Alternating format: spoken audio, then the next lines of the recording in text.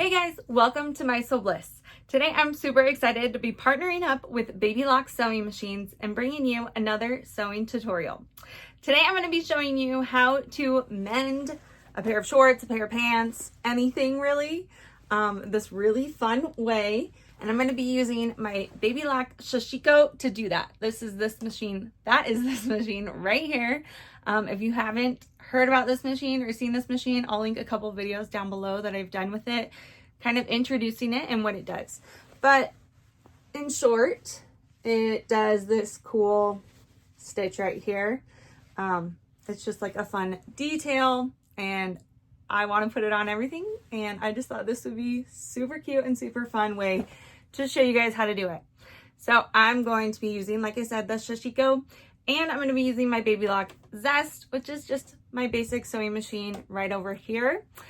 Other than something to mend, whatever you want to mend, you don't even have to actually mend something. You could just do this as like a design and then make a bag with it. That would be super fun. You're also going to need two fabrics. I'm just using basic cotton. This is going to help give us the shape of it. You won't see this fabric, so it doesn't really matter. If you want to use the same fabrics, that's totally fine too. The other one I'm going to be using is this. I love these. Oh, you can't even see them. I love these little aliens. They're so fun. So I thought it would be super cute. Even though these don't need to be mended down here, I want to put the aliens down here. So it's like a little space kind of theme going on. So I'm going to show you how I did this, and we're going to do it with the aliens. So let's get started. The first thing that we need to do is decide what shape you're going to do. So like you can see, I did a square, a circle, got kind of wonky on there. So circle's kind of hard, but I've also seen other shapes like hearts. You could do a triangle. I'm going to do a rectangle down here along the bottom so that it's like a row of the aliens. But if it's actually mending or fixing a hole, you'd probably want to do a shape that will cover the hole, and you can do whatever size. So I'm just going to grab a ruler. I have this one right here. And if you're wanting kind of like how I am to put specific things on there, I'm just going to look at it with my ruler. Yeah, that's perfect. So I'm going to take my fabric piece. I'm just going to do a rectangle, and I'm going to cut it a little bit bigger. I'm going to cut it oversized than what I want, like half an inch at least all the way around. So even this might be a little small, but I think it'll work. Let's see. So then I'll take my ruler, and because I'm using this rectangle shape, that's what I'm gonna do. If not, you could freehand it or take another ruler and figure out the shape that you want. But we're gonna draw it on the wrong side of our fabric. So this is my right side. Here's my wrong side. So I'm gonna take it, and I'm coming in about, what is that? Probably half an inch. Like I said, you want half of an inch all the way around the shape at least. You could even go bigger. So let's do it a little bigger just so I can show you guys.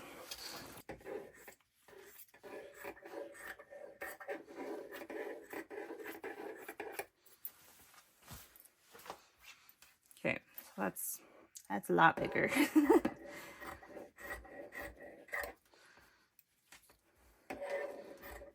And it does not have to be perfect. You can see it's totally jagged and kind of messy right now, so that's totally fine. I'm gonna set that extra one off to the side. I don't need it now. Okay, wrong side. Put my ruler down, and I'm just gonna trace this just to give me that shape and size that I need. And I'm just using a normal pen because my fabric is so dark, and you're not gonna see it, so don't worry about that. Okay, about there, and then,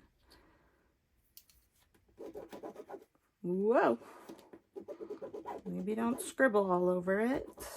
Okay, so I have my shape ready to go, and then I'm going to place it on the pants or whatever, wherever we're putting the mending. I'm going to place it on there, and I'm going to pin that in place. because then we're going to go and sew around the shape that we just drew.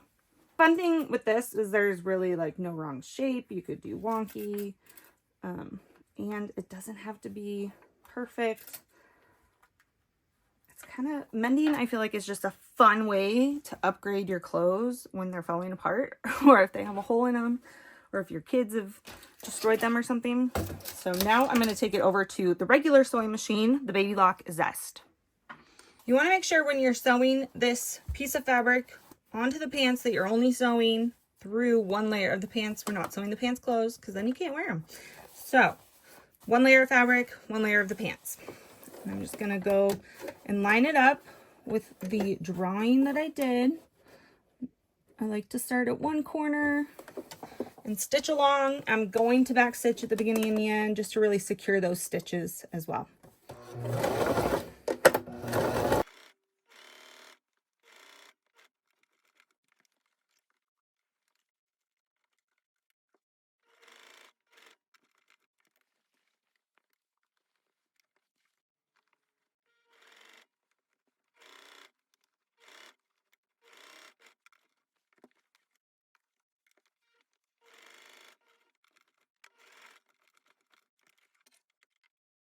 With that rectangle sewn, I'm going to take my scissors and cut in the middle through those two layers of fabric. And then I'm going to go around and cut the rectangle out. And I'm not going to get too close to the stitching because I don't want to accidentally cut through the stitching. But we want to cut most of that shape out.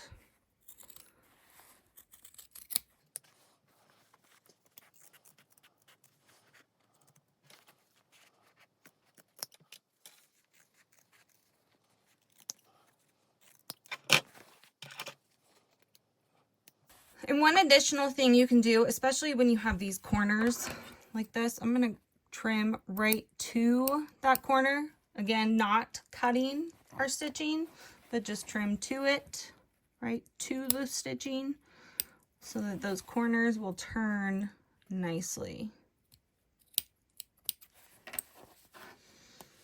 After you've got it trimmed, we're going to take this fabric and stuff it inside so that it's flipping the raw edges to the inside of the pants or shorts or whatever you're doing. And we're going to take our iron and iron it really well. And because this is like a jean fabric that I'm working with, it's going to take a really good pressing to get it to lay nicely. So take your time. Don't worry about taking too much time to iron. The more ironing, the better.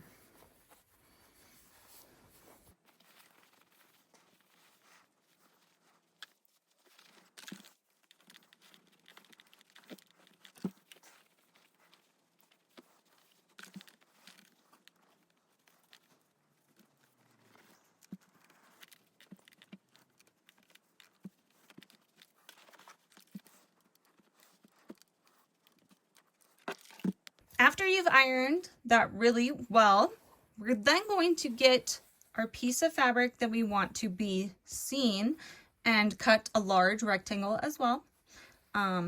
This one might be a little too big. Let me cut it down just slightly, but we do want it oversized, just like the other piece. And we can also trim it later. So you just want to make sure there's no way it's not going to fit in this space that we've created, because then we're going to put it underneath our shape. And I like to look at where the fabric lays, make sure I like the placement. Like this one I wanted the star, this one I wanted, what is that, Saturn, Jupiter? I think it's Saturn with the rings showing. So this, I'm like, I want the monsters to be centered, to look good. Maybe I'll trim it a little bit more. It's just a little wide, so it's getting squished in there.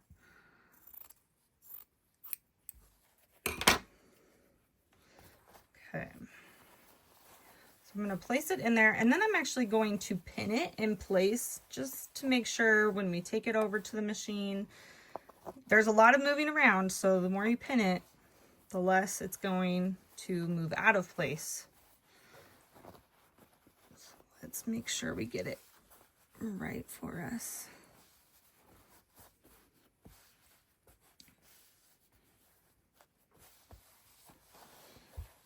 Okay. Okay. And I'm just going to pin through the jean layer, this lining, I'm going to call it like our lining layer, and then the main fabric layer. I'm just putting through that. So I like to put my hand through and hold it in place, and then carefully put some pins in it. Don't stab yourself. That's the hard part with your hand underneath. And I'm going to try and do it this way. Here we go. You just want to make sure that fabric, everything stays laying nice and flat, and this lining fabric is staying tucked in. So sometimes I have to roll it with my fingers. And then pin in place.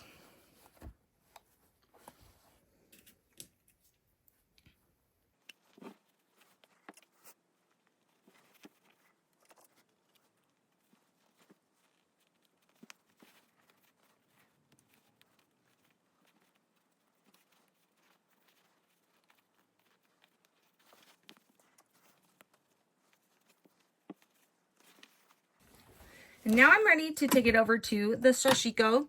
If you don't have a Sashiko machine, you can also do this by hand. You could just do a top stitch on your sewing machine, however you would like to do it. I just really like the look of this. And also it was really fun to do the variegated orange-red thread. I thought that was super fun. So I'm just going to top stitch. And I also, you can see I did a smaller stitch. So I have this, I have the smallest stitch length, and then I have the smallest stitch spacing for the first round, for the first go around. And then when I did the second one, I did a longer stitch length. I think I went all the way actually to number 5 and did another one just for fun. I thought that looked really cute. So I'm going to start going. I like starting at the corner. Just make sure that lining part is rolled inside, and you're only catching those 3 fabrics on the inside. Don't catch this back part like that. So go slow.